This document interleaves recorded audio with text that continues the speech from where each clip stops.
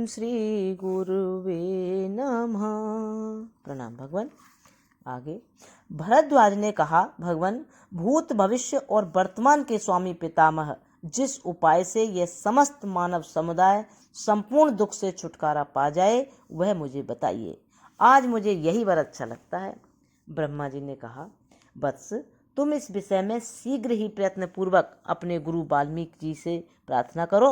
उन्होंने जिस निर्दोष रामायण की रचना आरंभ की है उसका श्रवण कर लेने पर मनुष्य संपूर्ण मोह से पार हो जाएंगे।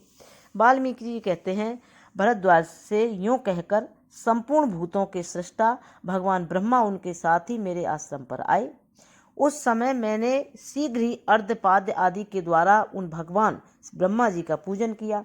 तत्पश्चात समस्त प्राणियों के हित में तत्पर रहने वाले ब्रह्मा जी ने मुझसे कहा, श्रेष्ठ महर्षि, श्री रामचंद्र जी के स्वभाव एवं स्वरूप का वर्णन करने वाले इस निर्दोष रामायण का आरंभ करके जब तक इसकी समाप्ति न हो जाए तब तक कितना ही उद्योग क्यों न हो, तुम इसका परित्याग न करना। इस ग्रंथ के अनुशीलन से यह जगत इस संसार रूपी क्लेश से उसी प्रकार शीघ्र पार हो जाएगा जैसे जहाज के द्वारा लोग अविलंब समुद्र से पार हो जाते हैं। तुम लोक हित के लिए इस रामायण नामक शास्त्र की रचना करो। इसी बात को कहने के लिए मैं स्वयं यहाँ तक आया हूँ। तत्पश्चात वे मेरे उस पवित्र आश्रम से उसी क्षण अदृश्य हो गए। तब भरद्वाज ने कहा, भगवान, महामना से रामचंद्र जी, भरत, लक्ष्मण, शत्रुघ्न, यशस्विनी सीता देवी तथा श्री रामचंद्र जी का अनुसरण करने वाले परम बुद्धिमान मंत्रीपुत्र इन सब ने इस संसार रूपी संकट में पड़कर कैसा व्यवहार किया था, यह बात मुझे बताइए। इसे सुनकर अन्य लोगों के साथ भी मैं वैसा ही बर्ताव करूंगा।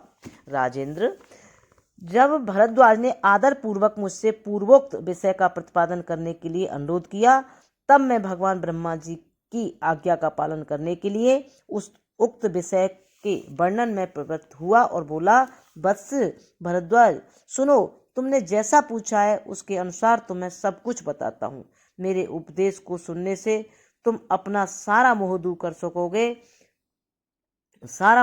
कर सकोगे। बुद्धिमान भरद्वाज, तुम वैसा ही व्यवहार करो जैसा कि आनंद स्वरूप कमल नयन भगवान श्री राम ने समस्त संसार में अनासक्त भाव से रहकर किया था।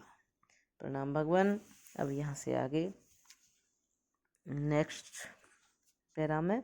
प्रणाम भगवान। ओम शांति शांति शांति।